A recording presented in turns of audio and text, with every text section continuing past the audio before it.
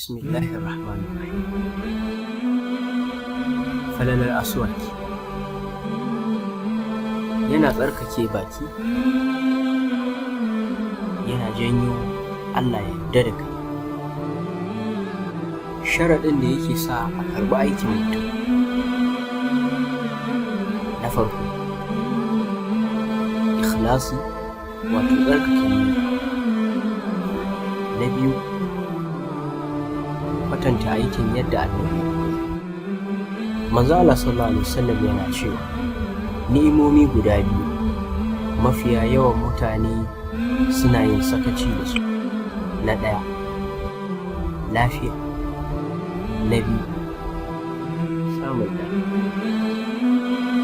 Ibn Qayyim Allah ya yi masa rahama yana cewa bawa yana da wasu gurare guda biyu da yake ganawa da Ubangijinsa.